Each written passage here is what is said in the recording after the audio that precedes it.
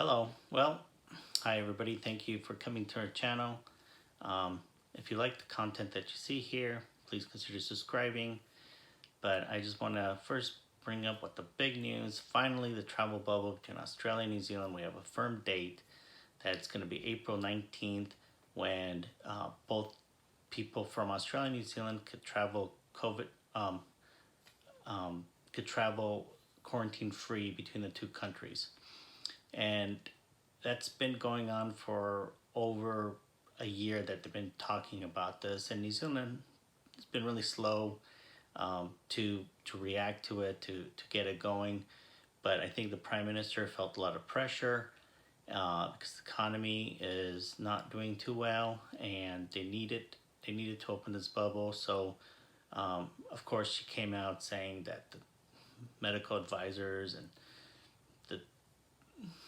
the cabinet, they all agreed that this was the time to open it, and they had everything right. But in reality, she was calling the shots, in my opinion, and she felt like she needed to do something. Australia, on the other hand, did not really need this bubble, but New Zealand needed it more than Australia.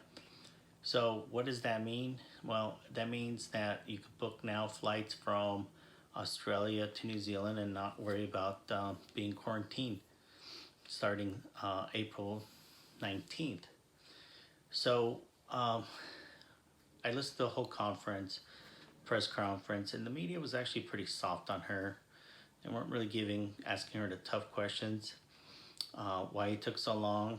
She just said, actually two people asked why it took so long, and she had already a generic answer of, they knew more and they know more about COVID now, and they wanted to make sure that everything was in place. But reality, they had everything in place 9 months ago, and it would have been really helpful to get this bubble going back then. And I'll go a little bit into detail about that. But what does that mean for people that are trying to get into New Zealand? People like us. My wife's from New Zealand. There's probably I'd say a couple hundreds of thousands of people, maybe tens of thousands of people that are trying to get back into New Zealand. Some are wanting to visit family. And the whole thing about this bubble is that it was going to clear up these MIQs, managed isolation facilities, and so that they would allow more people to come in from other parts of the world. Well, what she said was actually her COVID response czar, I think is Hickens, not sure how you say his name, but anyways, he came out saying, well, just because we're taking a lot of people out of the system, and they said that roughly there's 1,300 rooms now that's going to be available. Well, all of a sudden they're saying now that they're not, because they're, and I love their choice of words too, that a lot of these facilities, they're decommissioning them. In other words, they did their job and now they're retiring them, which is a bunch of horse manure, because the truth is that all those hotels were being used, were utilized, and it wasn't like they were falling apart or something. He said something about the air filters, or not really the filters, but they were basically saying that some facilities are used only for low risk people coming to New Zealand, which is another bunch of horse manure. Being nice, what I'm saying, because a lot of us that are on the outside trying to get in, there's a bunch of groups out there on social media that are really, they have this down to an art form of what flights go in there. There's only a handful of flights that go into New Zealand, and what she was saying and her minister was saying was that they have some facilities that are for low risk people that are coming in. Well, if that was the case, we would know about it. And because everybody talks, okay? Everybody's on social media saying, okay, I'm going to this hotel. oh no, don't go here. And pretty much it's known that once you land to New Zealand, it's anybody's guess where you're gonna go, and they also don't really know who's gonna go where until they see what the allocation of the facilities are that morning.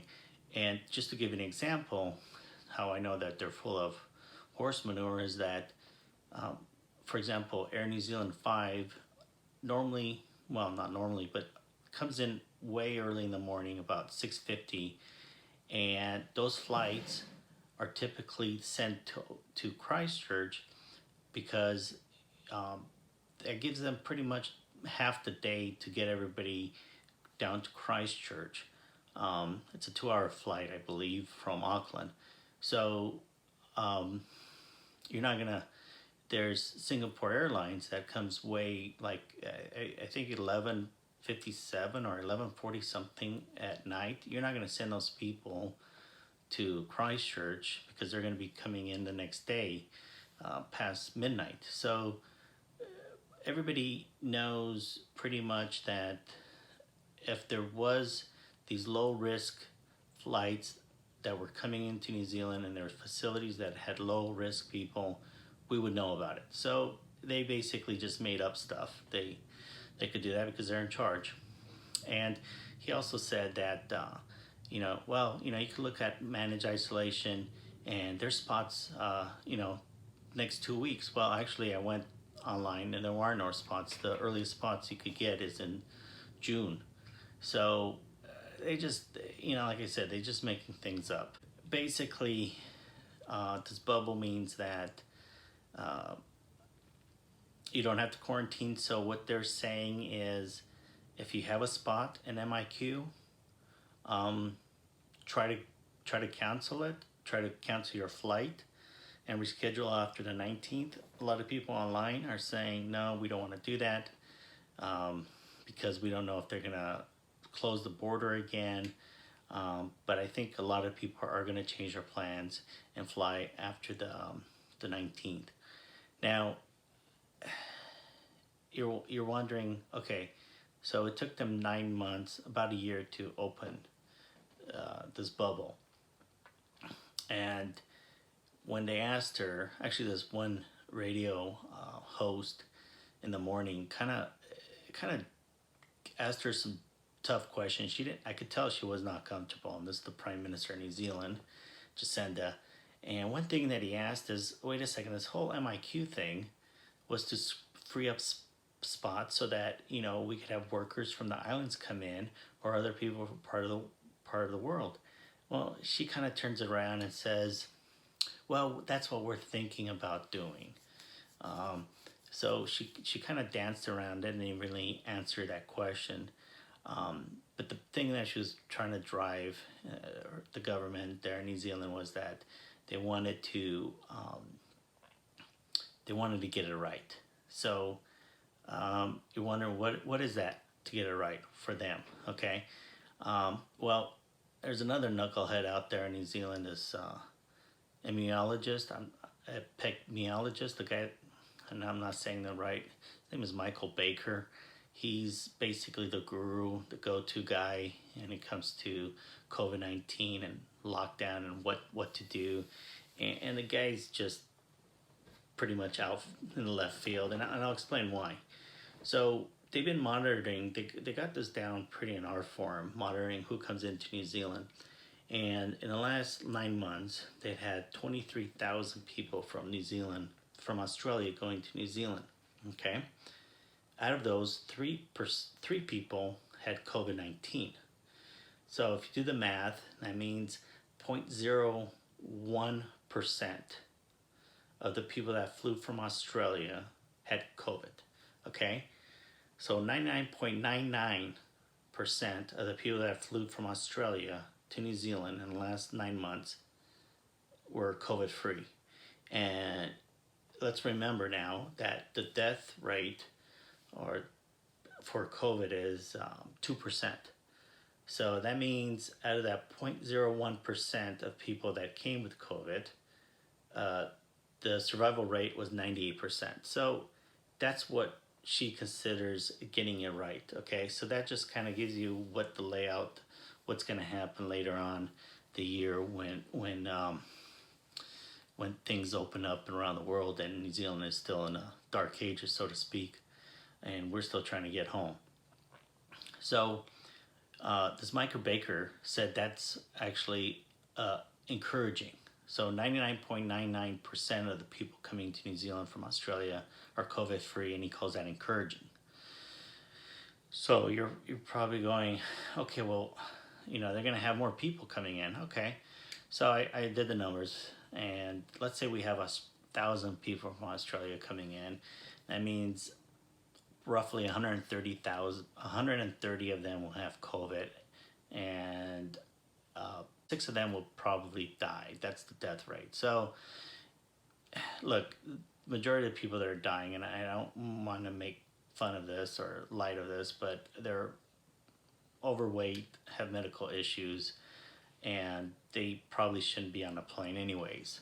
So the death rate is pretty low. And I know what you're saying. It's like, well, 130 people now in New Zealand, they could multiply, and you have a super spreader, and oh my goodness, the whole medical hospital system collapse. And it's interesting because you listen to the Prime Minister, and when she gets pushed in a corner, that's her like default answer. It's like, oh, the whole world's gonna collapse in New Zealand, and we're gonna the hospitals are gonna be overrun by COVID. Well, that's not the case. And the case in point is that there's another country or region that's similar to New Zealand, and this has not happened. And that place is Hawaii. Okay, so right now, just to compare, Auckland region, that's majority of the population, it's 1.7 million. Hawaii's about 1.4. So Auckland area is a lot bigger than Hawaii, but just to kind of compare. And by the way, last time they had a community outbreak in Auckland area, there was like 3 people. They shut down the whole region, the whole area. 1.7 million people locked down, couldn't go out because 3 people had COVID. And actually it turned out that little lockdown was about costing Auckland 75 million New Zealand dollars a day for that lockdown. So that was an expensive lockdown. But hey, you know what? We saved everybody, or that's what she likes you to believe. But the truth is, you take Hawaii, for example. Right now, you're allowed to come to Hawaii if you have a negative test, okay? And you don't have to quarantine. And they've been doing this for a few months. And right now, I just checked today, this is April, well, we're already in April 6th. Right now they have active 61 cases in the island. And there's 4 islands there. So, and it's manageable. And they say that out of those cases, about 7% have to be hospitalized. So they actually broke it down even for today. I think 7 people had to go to the hospital because of that. Or maybe that was one island. But it's a small amount that people that have to enter the hospital because their condition is so bad. So saying that is Hawaii already pretty much managed COVID, and their economies has flourished. They've had over 2 million people traveling to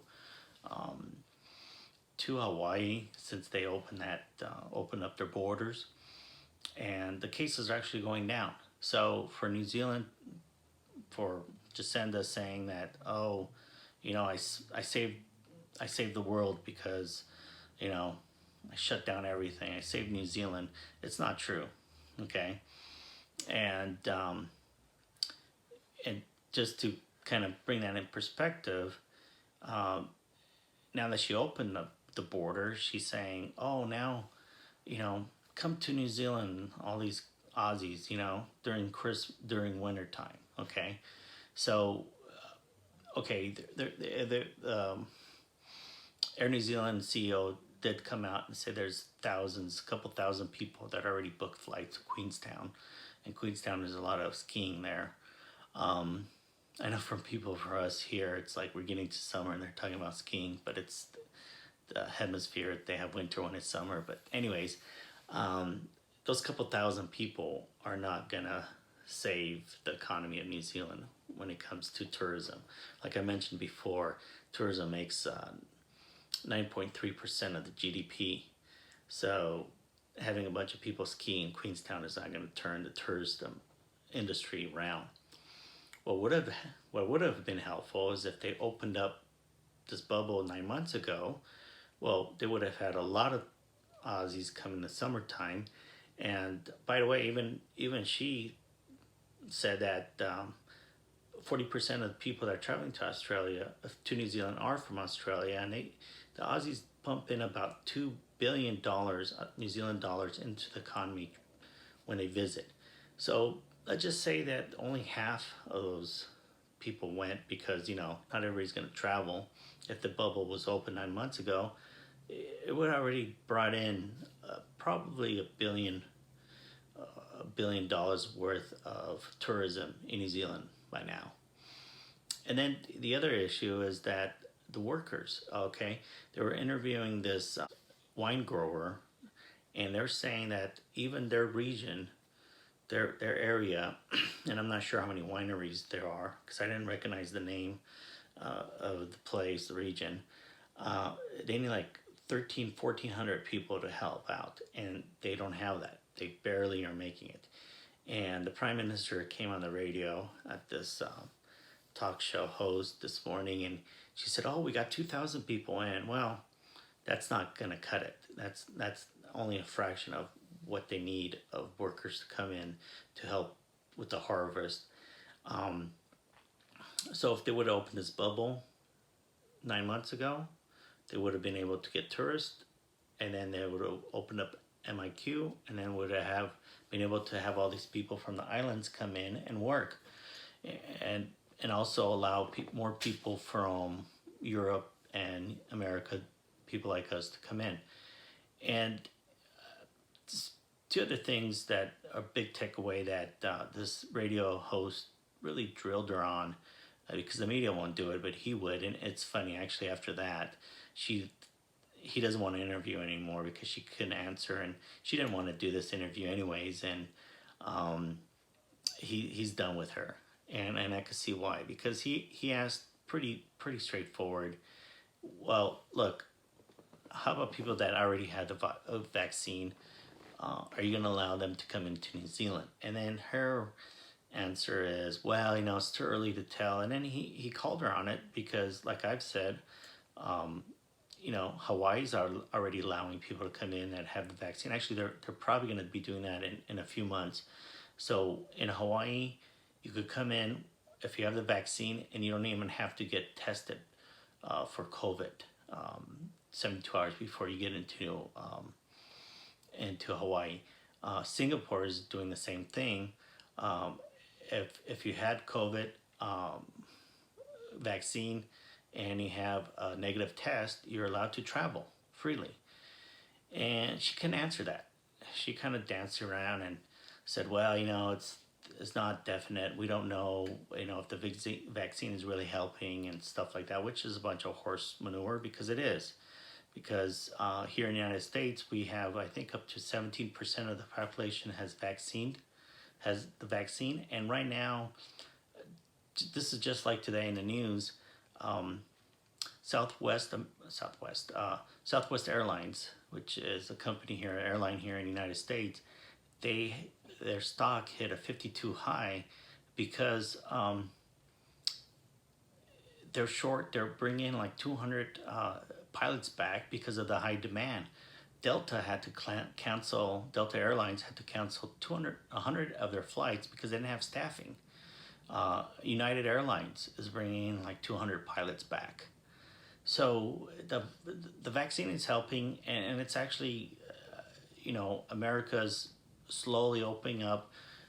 In the last 6 days, we've had 6 million people air travel, and it's funny because he asked her about that, and she said, "Oh, well, it's just now that Americans are able to fly freely." Well, that's not true. We were allowed to fly. We even during the lockdown, you could fly. It's just nobody was flying